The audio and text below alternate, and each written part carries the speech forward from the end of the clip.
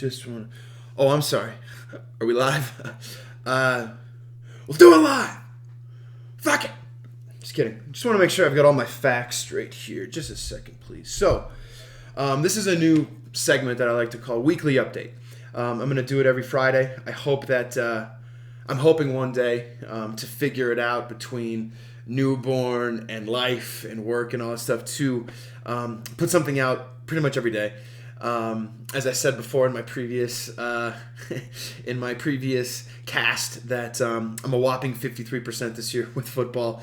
I generally don't do too much action for the NBA and hockey until after Thanksgiving. It's just a superstitious quirk. No, that's something for a wine bottle. Quirk that I have. I just said it again, didn't I? Where it gives me a good idea of what teams are, how the casinos have kind of rendered these teams when it comes to where they put the lines. Also, it's also very good to see what kind of results that they've had.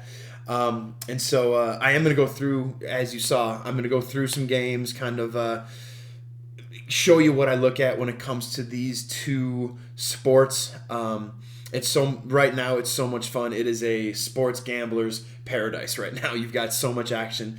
But before we do that, I'm going to go right back into the weekly update here. For reasons that I'm not going to share on my podcast, I am fired up today. And just want to make sure real quick. Yeah, okay. So 90% of the stock market is now owned by 10% of all investors, all of whom are white.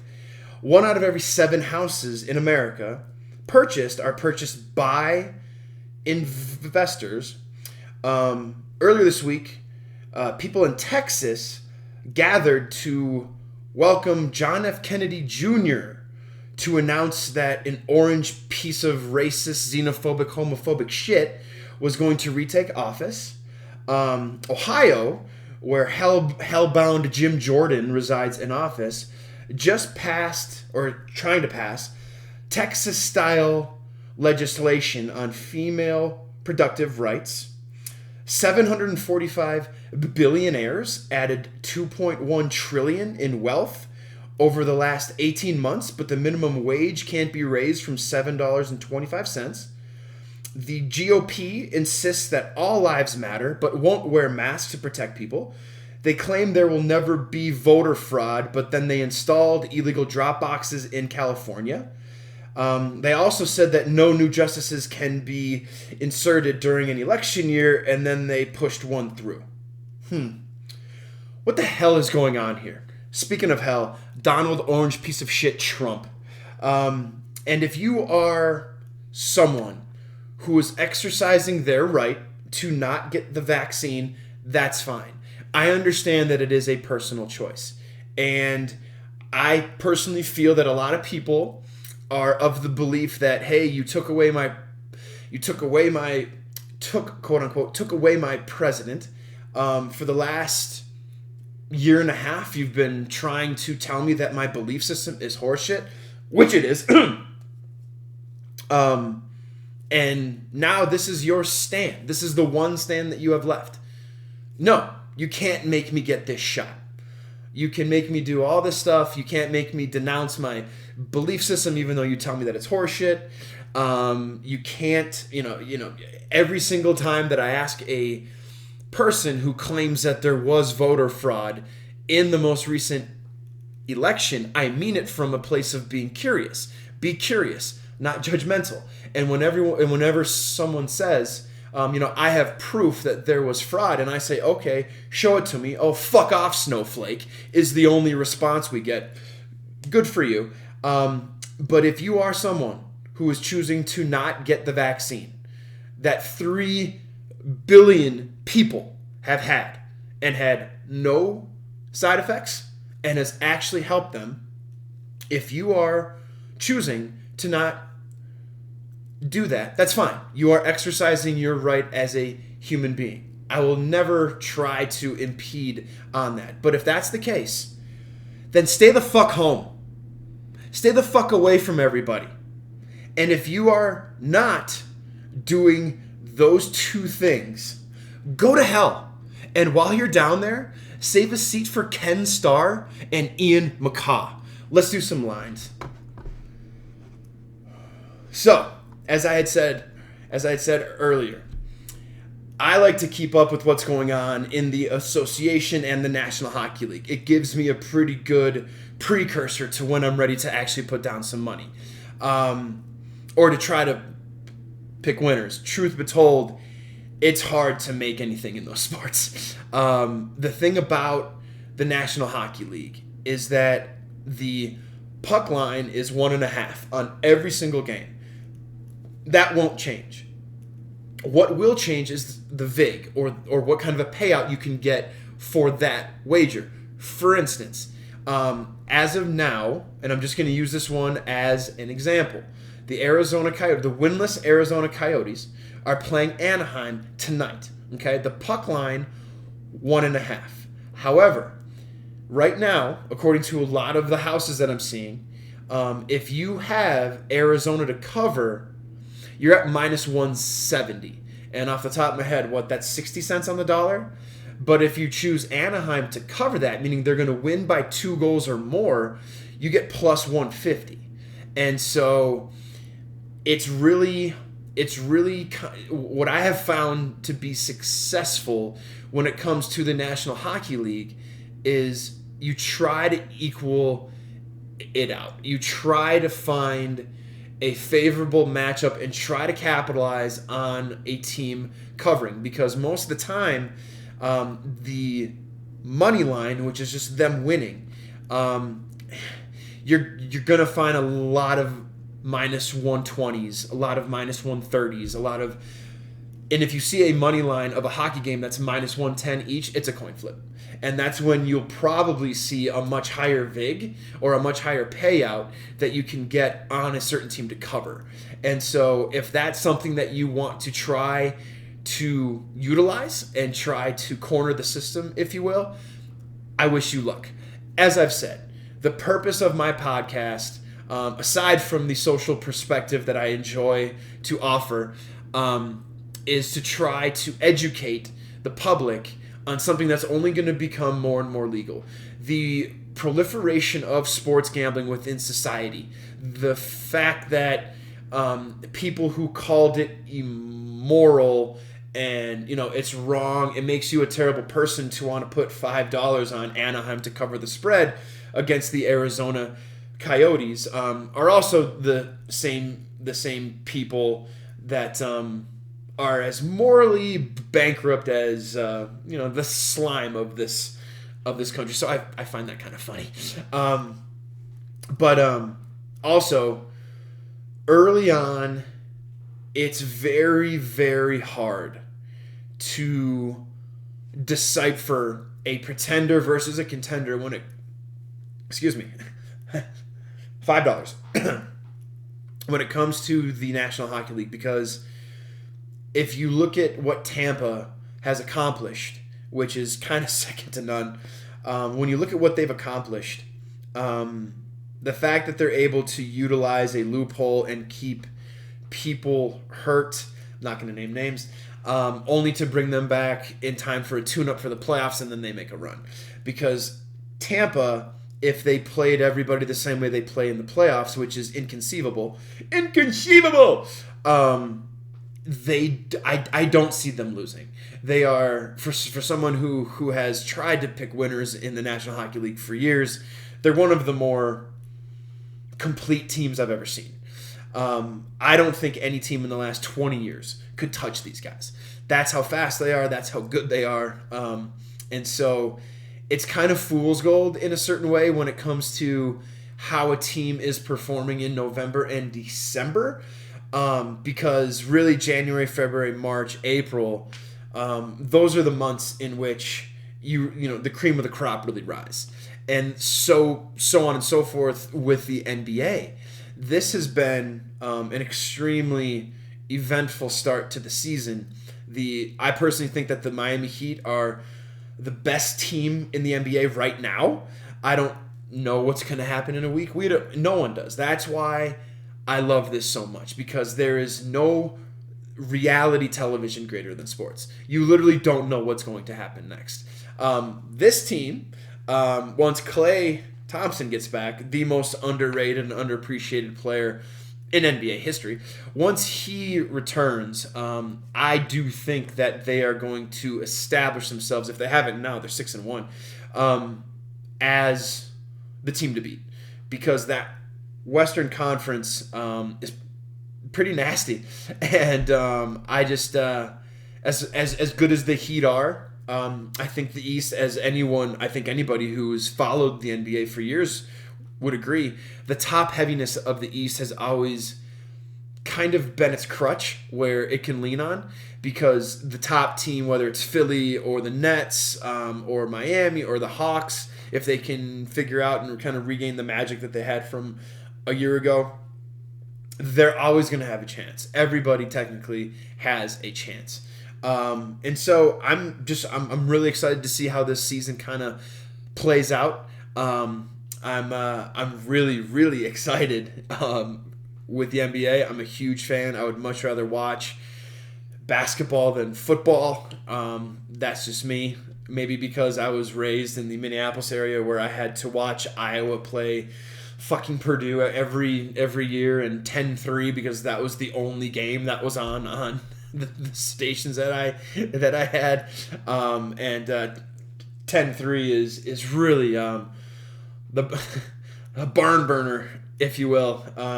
I like what Ohio State is right now. I like what they currently are, their current form. They have finally tried to turn football into a track meet, and that's when it's fun. That's why Wake Forest, love them this year. Also, a good lean, I think, is them against North Carolina.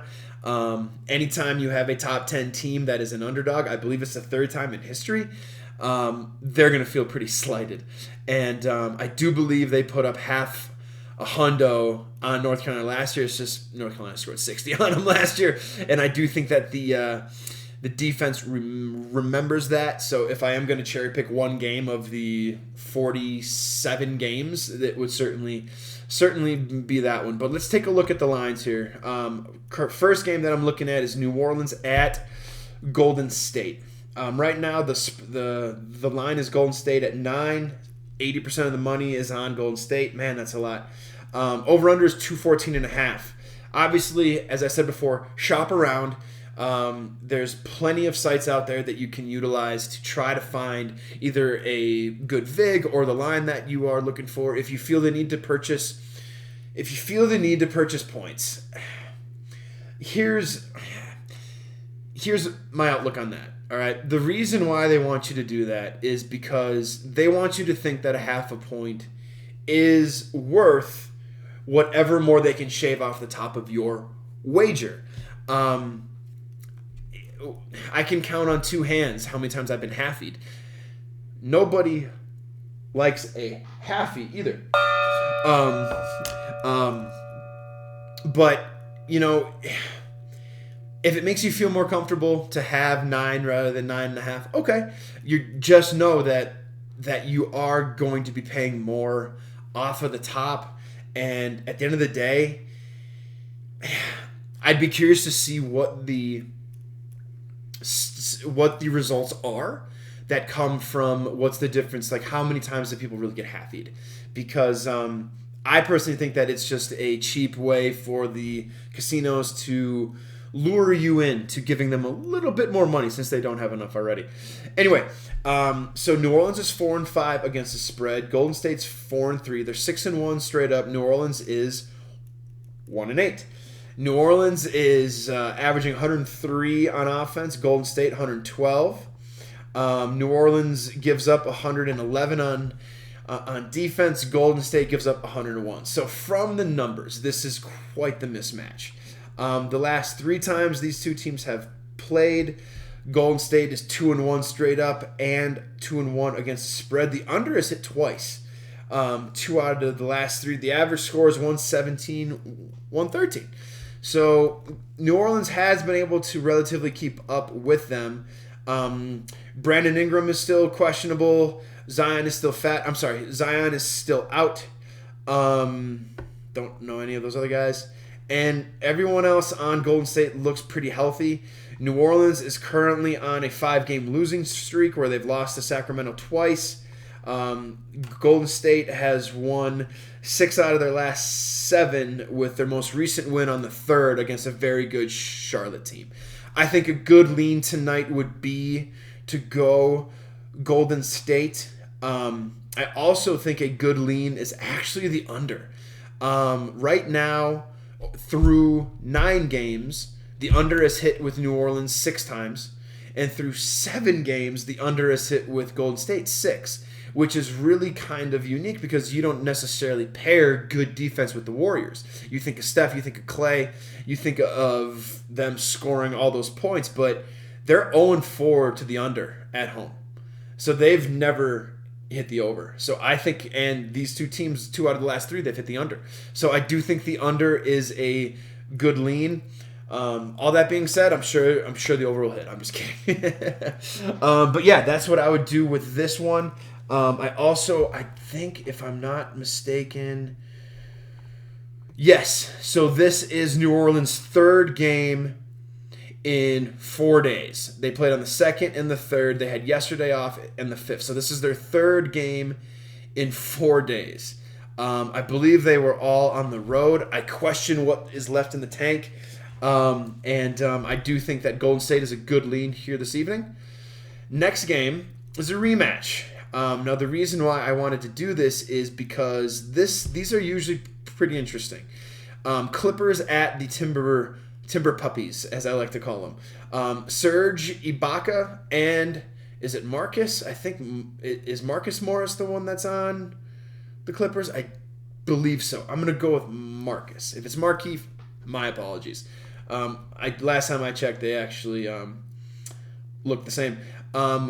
Patrick Beverly might get a chance to play against his old team, which would always be interesting. Anytime you can say his name, it's always interesting. But the reason why I wanted to talk about these teams is this: they hit their first and second overs respectively last game.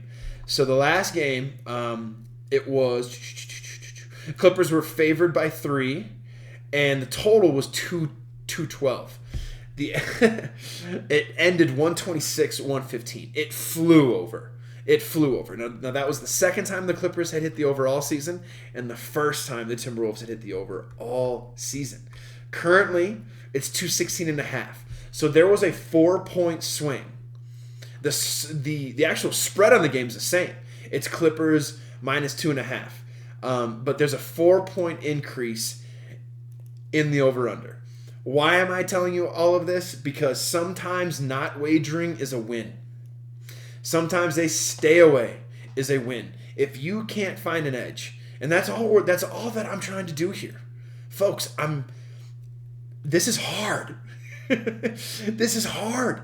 Experts this year are having an all-time low year. That's how hard that it is. And sometimes not wagering is a win because 126, 115, that flew over. It's over 216.5 by a mile. And 2.5, I mean, do I think the Clippers are that good with everybody hurt? Not really. I think Paul George is good. I also know that Russell for the Timberwolves is out. And so all they really have is Anthony Edwards and Karl Anthony Towns. But the Clippers have height, and they've got people in the middle that can hang out with him, that can really hang with him. Now, he's going to get his 20 and 10 because he's Karl Anthony Towns, because he's good. But learning how to identify a stay-away game is just as important as learning how to identify an edge. And I'm telling you, stay the fuck away. The next game is one I'm interested in. It's New York at Milwaukee. Okay? Now, the reason why is this.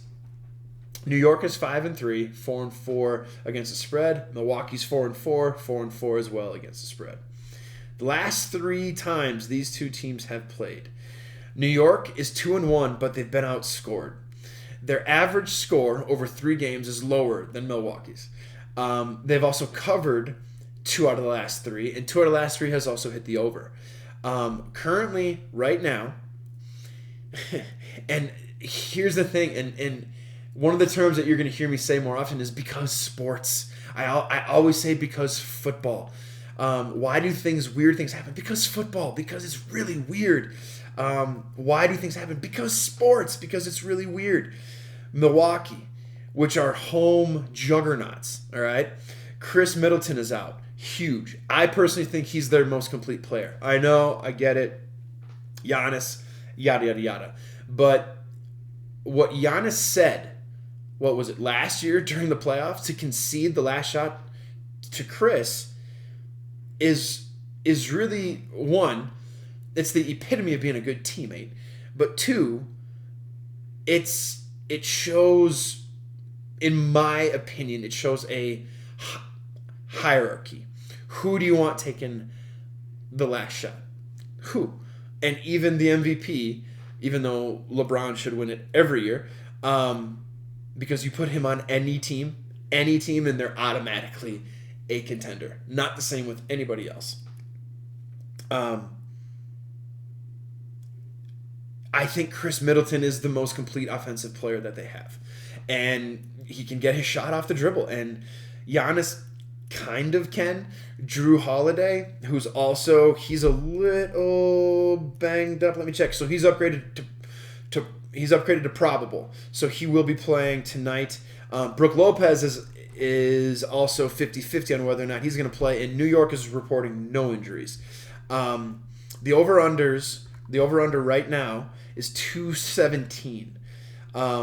Milwaukee has yet to hit the over at home. They're 0-4 to the under. Now, the irony is people automatically think of Tom Thibodeau. They think of his teams as being slow, grinded out. We're going to hit the under. They're 5-3 to the over this year. What? The Knicks with Tibbs are 5-3 to the over? What the fuck are you talking about? They average like one. They're averaging right now 113 a game. Milwaukee is 109. And they both give up 110. And the spread, I haven't even looked. I'm going to guess Milwaukee at 3. Milwaukee 3.5. Damn it. I was close. 55% of the money is on New York at +3. I think I would go with that as well. 85% of the money is on the over. Now, I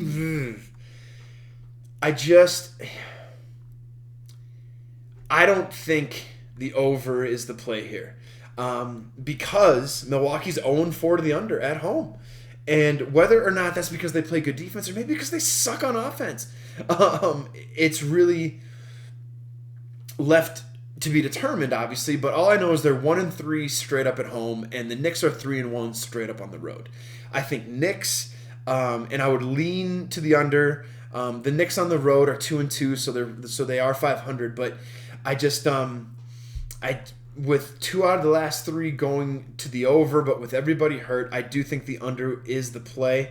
I also know that the total has gone under in 5 of Milwaukee's last 5 games. And so maybe that's a trend that you like to continue.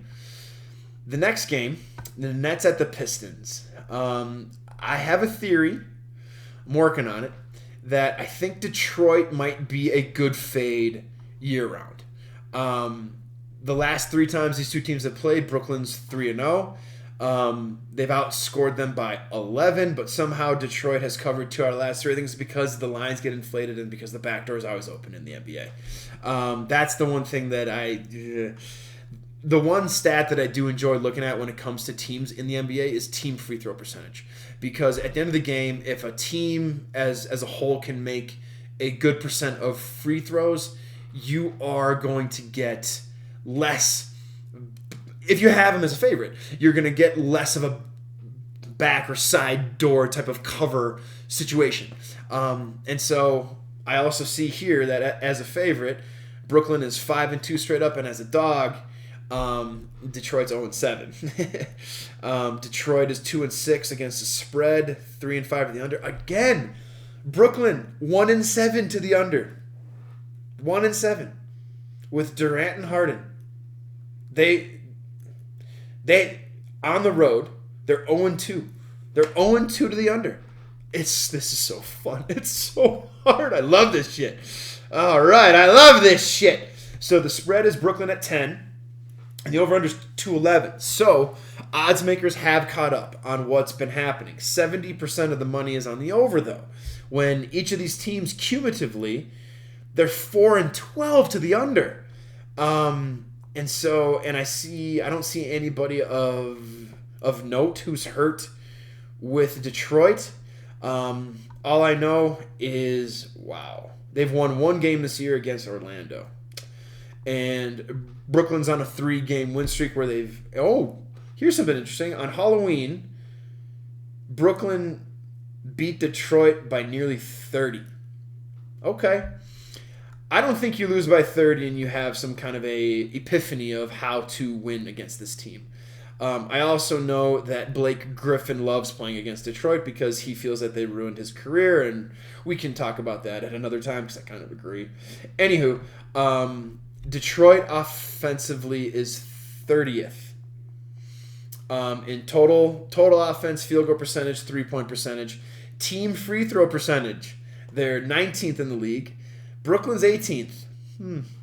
But Detroit can't rebound either. And then defensively, let's take a look real quick. Okay. Defensively, Brooklyn's actually not that bad. They're third in total in field goal percentage. Total defense, they're 10th.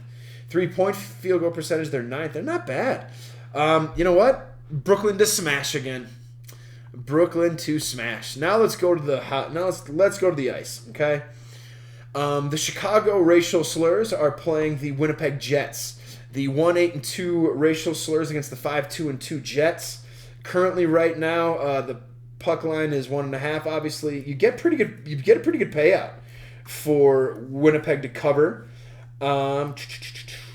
Last 3, Winnipeg has won 2. It's hit the over 2 out of the 3. Their average score, is a shade over 6, and that's where the over/under is. The over/under is at 6. 90% of the money is on Winnipeg to win in the money line. The money line is about minus 145, so that's, 65 cents on the dollar? Something like that. But again, the puck line is something that you want to look at. So against the spread at home, Winnipeg is 3-0. So they cover. And right now for them to cover, you're getting plus 155. That's not bad. And anytime you get a good opportunity to root against probably one of the more corrupt franchises in history, why not do it? Let's go Jets. Next game is very interesting, and here's why. Arizona-Anaheim. Arizona's 0-9-1. Anaheim's 4-4-3. Anaheim's actually not that terrible this year. They're a quiet 9-2 against the spread, for crying out loud. They're also a quiet 7-4 to the over. They've been a juggernaut for people who love to gamble. Currently right now, you can get the puck line at plus 145 for Anaheim. The money line's at like minus 170. That's just, it's too much off the top for me. But then again, like so many hockey games always end with 1 goal. That's the hard part. And that's why the puck line usually won't change, is because I would say 6 out of every 10 hockey games end at 1 goal. The last 3, though, here's the kicker. Arizona's 3-0 the last 3 times that they played Anaheim. The overs hit twice, and the average score is 4-1. So they've been kicking their ass. Like it ain't even close when Arizona plays Anaheim. I think that trend is going to stop tonight. I'm leaning Anaheim. They've got a couple guys on the injury report, while Arizona's got 8. Arizona has not won this year, and Anaheim may have figured something out. They're on a good win streak. They beat Montreal on Halloween by 2, and they just crushed New Jersey 4-0. Soccer. Chris Whittingham is a fancy lad. Never mind. Anyway, and so I do think Anaheim is a good lean here. Arizona's 0-7 straight up, their last 7 on the road. So if you want a little bit more of a safer play, just take Anaheim to win. And that's kind of what hockey lines make us do. They make us choose between kind of shooting the moon or staying safe. It's completely your call. But just know that the VIG and the payout is the only thing that will change. It's literally the only thing in a hockey spread that is going to change. It's going to be the same numerical value on the spread every single time. They being the casinos, they just change however much you get if you were to win those. So I hope we learned. Something. Hope you had a good week. It's been a very interesting week, as I had said earlier. But I hope everybody going into the weekend can at least get to 60%. As I said before, I'm at 53% this year with football. Not terrible, not what I'm used to. But whatever kind of action you have this weekend, good luck with your bets.